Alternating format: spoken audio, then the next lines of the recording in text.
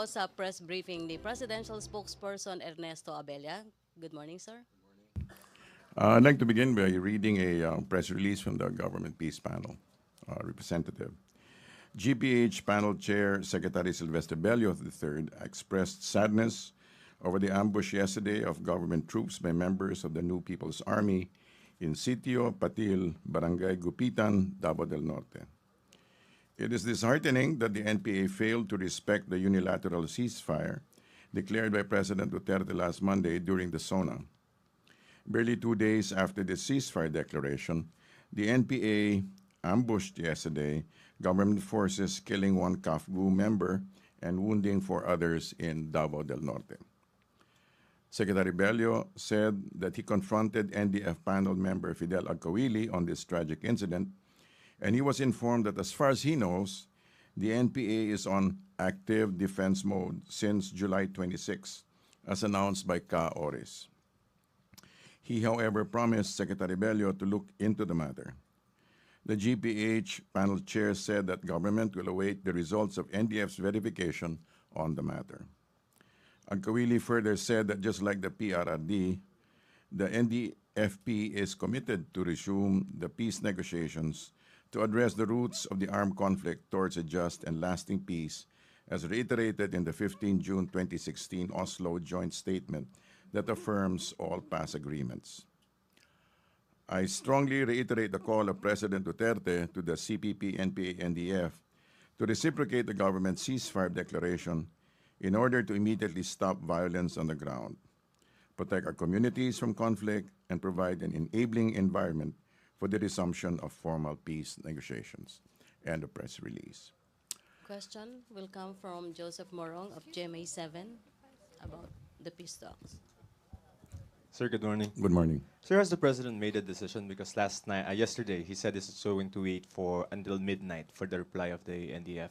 I think this is a development and development regarding that matter. So let us await for the final. How long is the president going to wait for the NDF? I don't have a timeline for that, but he's giving a window. With this statement, I believe he's giving a small window of opportunity. Sir, just last one question on the topic. What do you think is the effect of this incident on the peace talks, the scheduled peace talks on August 20? I expect that everything will still work out all right. Follow-up question, Pia, about peace talks. So, sir, will there be any development on when the CPP will reciprocate the ceasefire if indeed the ceasefire has not yet been lifted? I mean, is there any development on when they will reciprocate? They're supposed to have to be reciprocating as soon as possible. There's no target date or set No, date we're for not that? setting any dates on that. Okay, follow-up, Rosa Venario.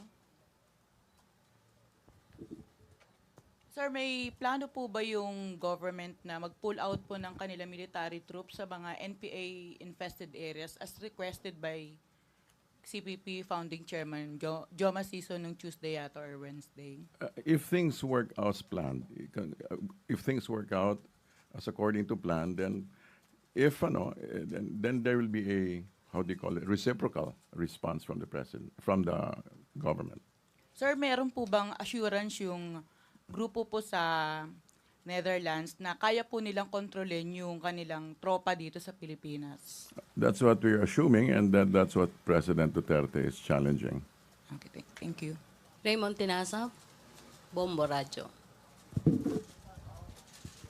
Sir, pero yung element of trust and confidence to the other party, the NDF, intact pa ba yun after this parang betrayal, even in insult to the declaration itself of the president? The onus remains on their side. So, if whatever trust there is must be firmed up from their side. Thank you, sir. Thank you. Follow-up question, Joseph Morong.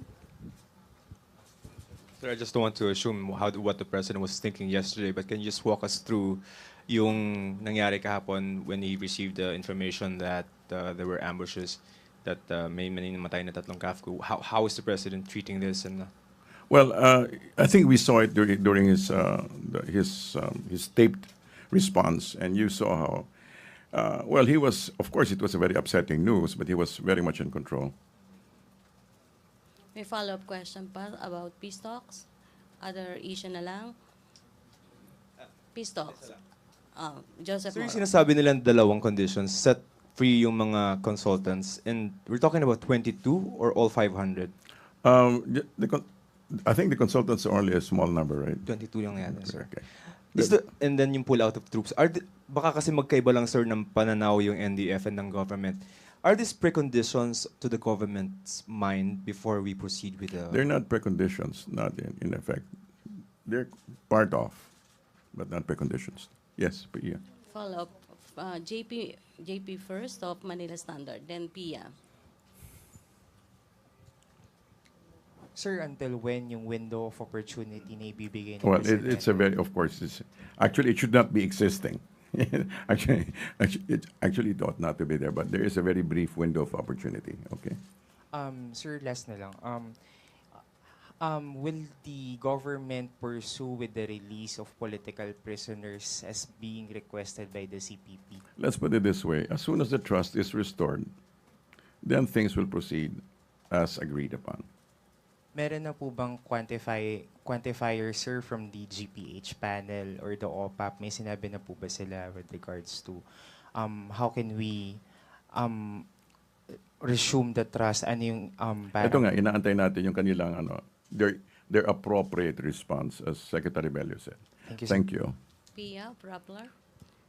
So, sir, since last night, has there been any talk between President Duterte and anyone from the left movement about the incident? And is this yung investigation of the left with the NPA I don't rebels, is this have- enough to qualify na they are doing something about it? Or this President Duterte, is he waiting for more of an explanation?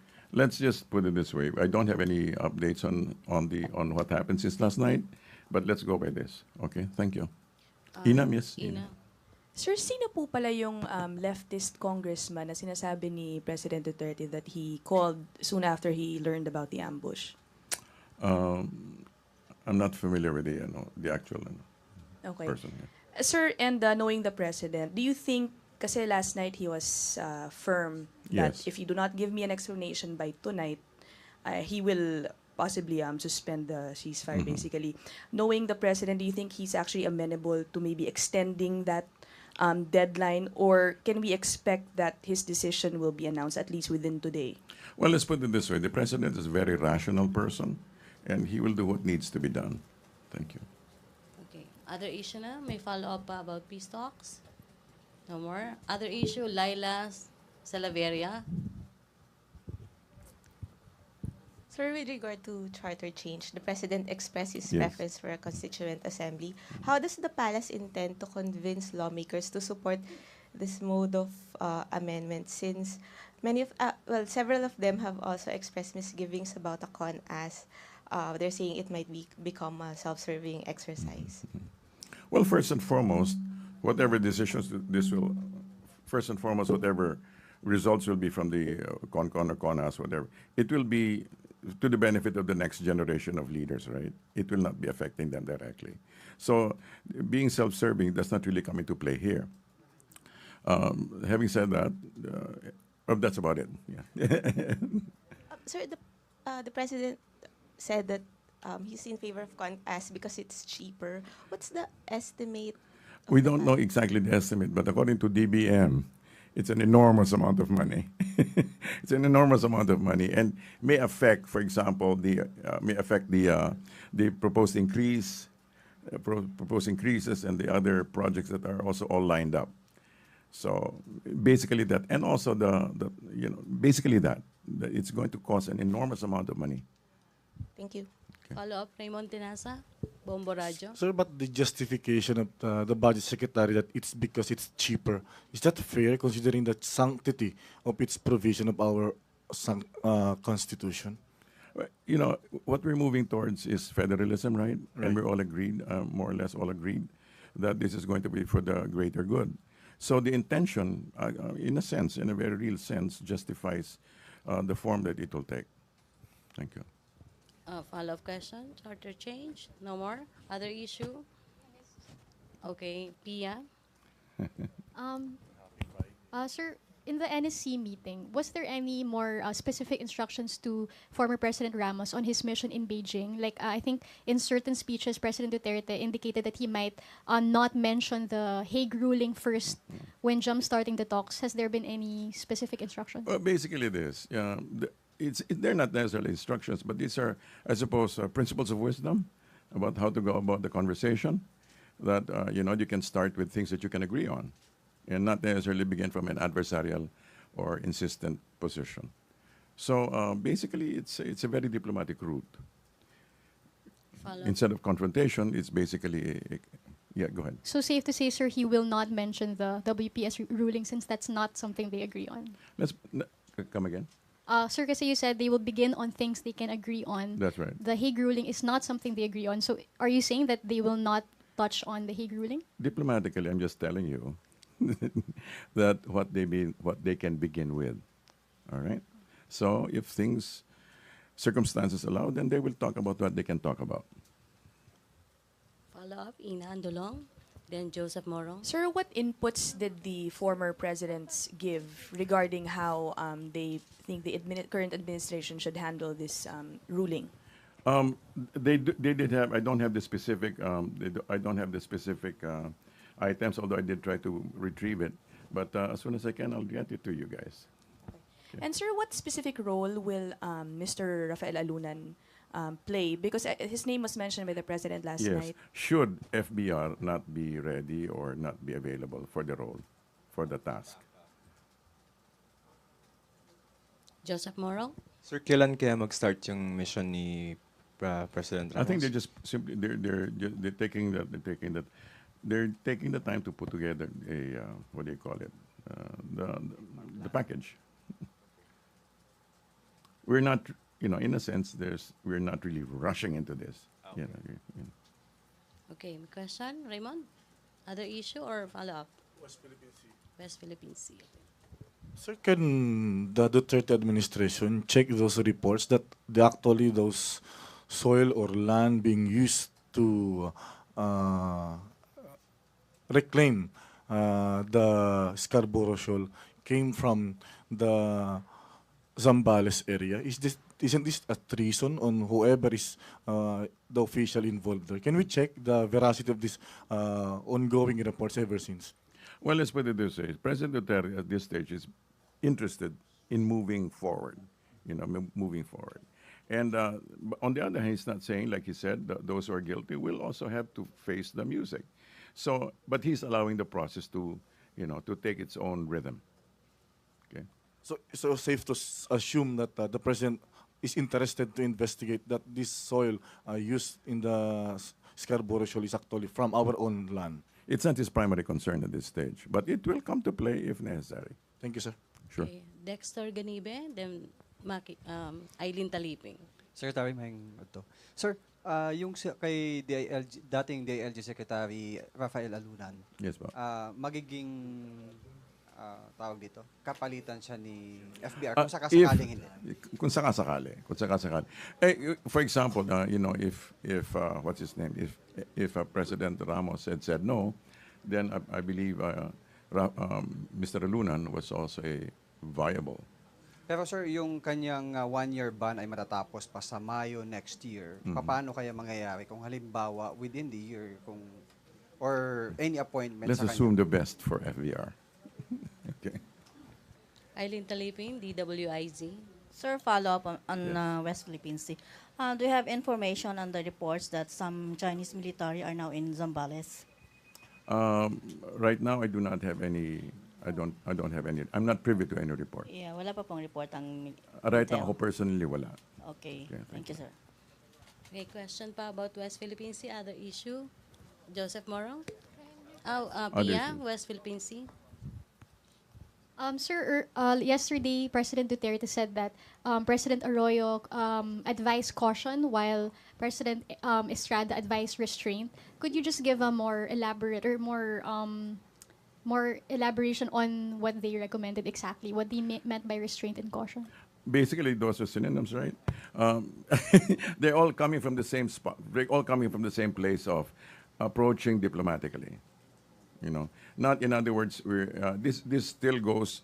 This is not around counter to what President Duterte said. We will, although we won the arbitration, we will not flaunt it. You know, so we will. We're still, in other words, we're still. Yes, our position is basically that we stand on the ruling. However, we will proceed diplomatically. Okay. Yes. Follow up, Ina. President Duterte said he thanked former President Aquino for the for filing basically Yes, the yes. case and winning it for us. Did the former president also maybe give his suggestions on how they should move forward or go He ahead? did give an indication of how to do that, although the details I do not have it right now. Okay. Follow-up question pa rin. The West Philippine Sea, other issue. Joseph? Sir, sabi ni yung sa salary increase lang, sir. May detalye ba kung magkano yung first tranche for soldiers and I police? don't lang? have the detail for the first tranche, no, for the first. Although he did give the assurance that it will be fulfilled. Kaya lang talaga because this year is still the budget of last year, so he cannot really impose upon it. But he did say that there will be incremental increase, and I believe he said that by next month there'll So be August something. 15, sir. Probably so. Probably so. Follow-up. Okay, Pia. Sir, just on the Miss Universe, Yes. just want to clarify because there have been conflicting reports nga saying that Duterte rejected it and then also that it's going to push through. Can you just clarify what exactly he meant? No, basically, when it was first broached to the president, I think he said it's going to be magasto. No, his impression was it's going to be very expensive, apparently to the tune of $11 million US. That was his assumption, but I think he has been assured this time that the Philippine government will not be giving out quote unquote single centavo, except of course in terms of services, in terms of protection, in terms of security, but not in actual cash out. Sir, because the last time we hosted Miss Universe, di ba nag-default, the government ended up paying for parts of it. Is he not fearing this scenario? Well, if he's assured that it's going to be coming from another sector, mainly private, then there's no need to fear. Okay. Raymond Tinasa? Microphone, please. Thank you, Joseph. Just to clarify, kasi I remember the former President Aquino signed an executive order implementing the supposed salary standardization law for the year 2016. So nandito na sa 2016 budget yung first tranche. Sir, hindi ba ito, iba ba yan, yung ibibigay na increase doon sa mga soldiers? I don't know about the technicality of it, but basically he's the president simply standing on his word that he will make sure that those who work their part will also be rewarded amply. Thank you, sir. Thank you. Thank you. Question? Other Other issue. Okay. Sir, Other may info tayo tungkol sa power situation sa Luzon kasi for the past couple of days, I think yellow and naging red na yata ngayon. About Any- the water levels, Hindi sir, power po. the power. Electricity. I'm not privy to that. I'm not privy. Sir, Yes. Jonah, you? Sir, saan kukunin yung budget sa salary increase? Kasi sinasabi ng Pangulo na wala namang budget. Yung inabutan na lang yung 2016 budget. Hindi sa walang budget. Pero in other words, walang budget to sufficiently cover yung But there will be, there are sources of income. Like? To which I am not privy. Okay. Questions? Okay nang Malacanang press corps? It's Friday. Huh? Okay, I think okay nang MPC. Thank you, Secretary Thank God Abella. it's Friday. All right, see you guys. Okay, thank you, Secretary Abella. Thank you, Malacanang Press Corps. Back to our main studio sa Radyo ng Bayan at PTV News.